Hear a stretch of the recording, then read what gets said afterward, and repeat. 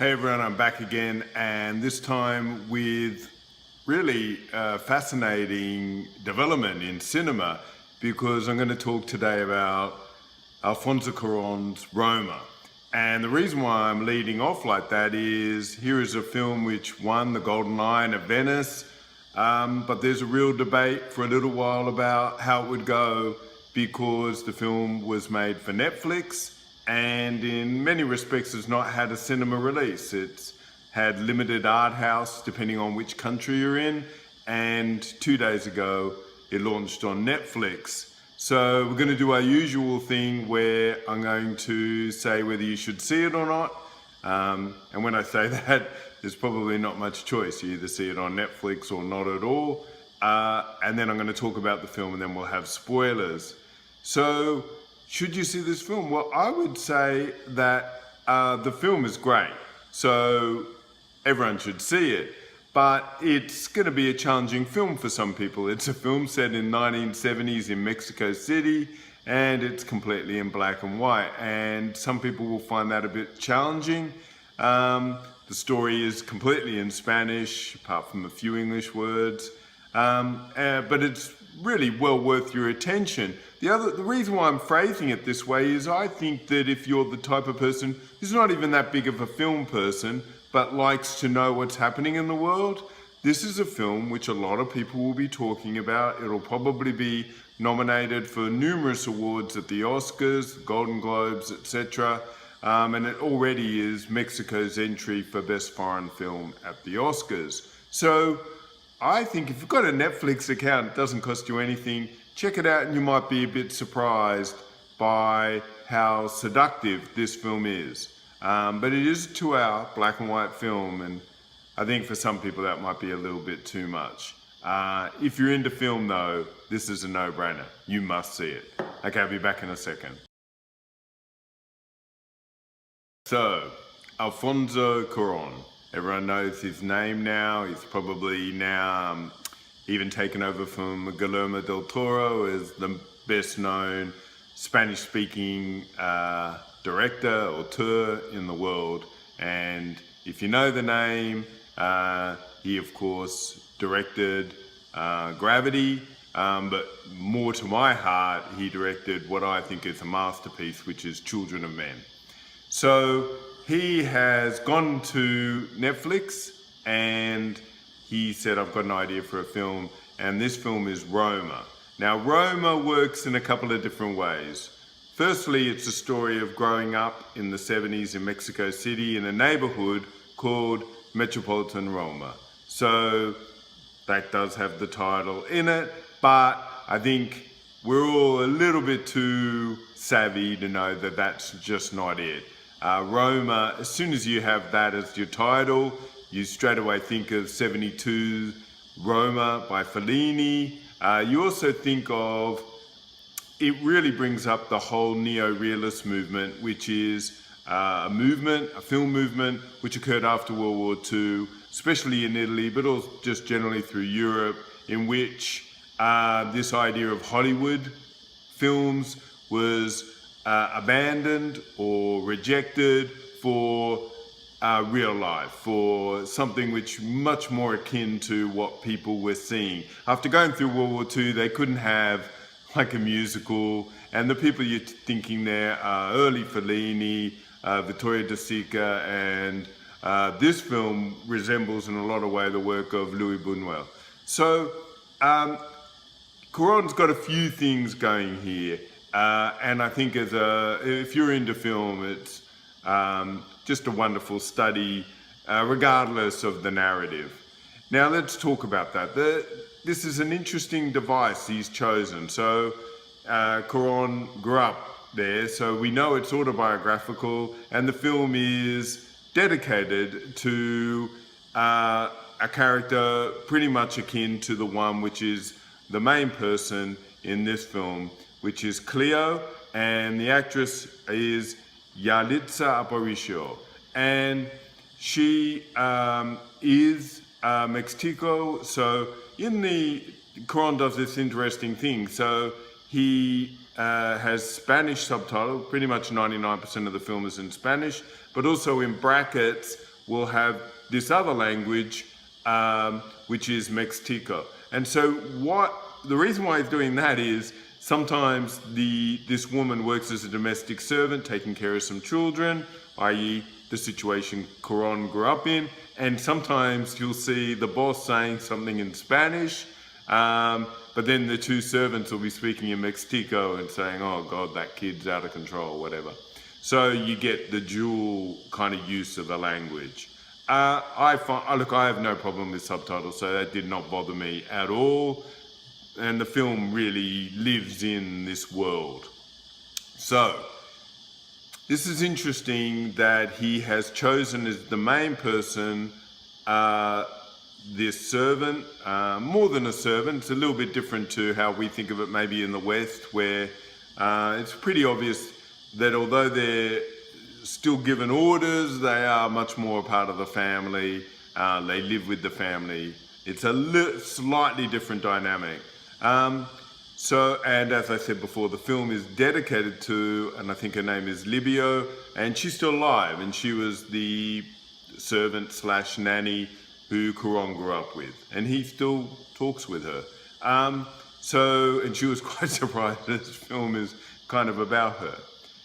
So Cuaron does a few interesting things here because he's making a film in black and white, but with digital technology. You have never seen a black and white film like this. In fact, I watch a lot of black and white films back, especially for the 40s, where I'm a big noir fan, Billy Wilder and, Double Indemnity, all that kind of stuff.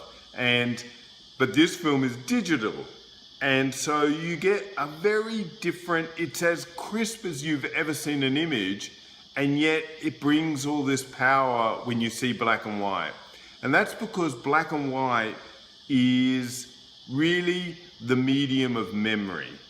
So this film is, for its, as a strength and as a weakness to me, is more of a memory than it is what a typical film structure. And so what that means is Cuaron uses a very weird style, and that is normally if you're telling the story of someone like this servant, you would have close-ups and you would have over-the-shoulder shots from her perspective. And it does happen, but it's quite rare. It's nearly all in wide shot.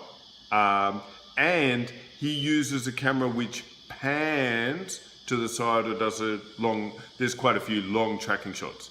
Now don't get me wrong, the craft involved in those shots is absolutely amazing. I mean, this film is technically a masterpiece.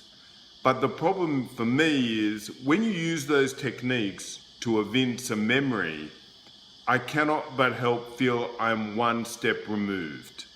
I found it very difficult. Normally when I watch a film, to its detriment sometimes, I overly identify with the main character, whether they're a serial killer or a saint or a doctor or a criminal, whatever. That's the enjoyment I love of getting in that character's head. And this film, I found that difficult. This is a weird thing because it's almost like the story is really Cuaron's story of being a child growing up in that family, but telling the story of the nanny / servant. I found that a little bit odd. So it's one of these films which I absolutely loved for the craft, but at some times I just could not give everything to it. And it's a 2-hour film. Now, is Cuaron doing this for purpose that you marinate in the story of that person? So in the third act, when a few things do occur, which we'll talk about in spoilers, you are able to fully appreciate what has occurred. I'm not sure. I definitely felt it in the third act, but does it overall work? You have to see. This is the problem with film. You've got to go see it, and then you'll have your opinion. So we're in spoilers now, and we can talk a little bit about how, really, what is the theme of this film. And it, you know what, doesn't matter what your nationality, what your race is, what your class is, what color you are. Men are generally assholes everywhere. And that's one of the themes in this film, because you see both the middle class family, which Cuaron grew up in, and you also see the underclass, who are the servants who've come from the countryside to work in Mexico City, and all the men are pretty horrible. And I think it's interesting in 2018 that this kind of message won't go away. The reason why I'm talking about that is because it sets up, I think, what is the most dramatic scene, the most gut-punching scene, and it links back to what I was just saying, in which I think the film, you're at a bit of a remove in most first two acts of the film, and then in the third act a scene occurs which is absolutely beautifully shot, beautiful craft. I mean, it would have been very hard to set this film up. It's one shot. And it is when Cleo arrives at the hospital after the events of the student rebellion. And because of the student rebellion, she hasn't gotten to hospital quick enough. And they quickly rush her into a suite to give birth. And she gives birth to a stillborn baby. And it's all matter of fact done, because you see the crowds out there. They've got like a line of mothers waiting for their turn. It's very perfunctory, and I don't know if it's because I'm a parent or because of the power of Cuaron's camera, but I was doing, you know, when you cry but nothing comes out. Just to see a little baby like that, it's really tough viewing. And in fact, almost like I would say, if someone has ever gone through that, stillborn, they should not watch that. That would be a trigger kind of thing. And I'm not a big trigger warning kind of guy, but that would be very hard to go through if you've also experienced it in real life. All through this film, they really, Cleo especially, just pays the cost. And then there is another scene which is, again, if you hear people saying this is a masterpiece, this is why it's a masterpiece. There is a scene right at the end where Cleo is left with the children, and again, in one shot, and it's almost unbelievable how Cuaron did it. Did he get lucky? You can't get lucky every time. But it's one shot, they go in, and I'm not actually sure, they would have had to have, you couldn't have gone handheld into the water, so he must have had an off-camera kind of big rig or something. But anyway, it's one shot, and Cleo goes in to save the children from a rip, and as she comes back, the son comes, can you plan for that? I don't know. And she makes the confession she never wanted her baby daughter. And again, like, so if you were already crying from the other one, it's just a two-punch to the face with that one, because you understand completely why she would say that. She didn't know the father. It wasn't an enjoyable thing. She was scared. And yet we know that with each life, there is just this incredible potential. You know, this is difficult stuff. And all the women come together at that point, and the children. And you just really feel for the whole way in which these people are going to grip together as a family unit, no matter where they came from. The other thing I wanted to talk about, and this is just in passing, is in Mexico, everything is incredibly fertile. Fecund is the word. So wherever you go, there's 1 million dogs. There's children everywhere. There's food coming in. The food is plentiful. Everyone's pregnant or about to become pregnant. They're with someone. This is a world, he's creating a world which is full of life.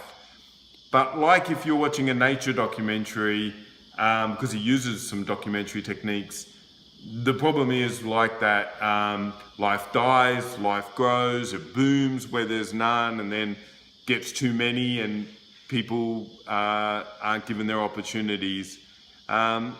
It's just masterful filmmaking. And the last scene I want to talk about, which I'm not sure how you could have even choreographed it. So Cleo goes to see Fermi, who's the boyfriend who abandoned her. And we already can tell, once you see an American officer drilling people in how to use riot sticks, you know that it's not martial arts. And anyway, she confronts him, and he's a complete, outrageously horrible person. But he does this thing where, in one shot, the camera is over her shoulder, but at a distance. You see him, he tells her, and he's horrible. And then in the background, there's hundreds of people all leaving this area and going, and he goes and runs to the truck, and the truck's kind of leaving, and he jumps on the back. That's really, really hard to correct. I mean, you'd only have to be out by 2 seconds, and he couldn't jump on the back. It's an incredible film, yet I just felt I was at a distance to it. It could win a million awards because the technical craft there is amazing. That's it for today. Please go see it, and even if you hate it, I think it'd be a real experience for people. If you like what I'm doing, hit like, hit the bell, then you always know what I'm doing. Spread the word if you like it. It gets me out there. And I'm on Twitter at Guru Eden, and I'll talk to you soon.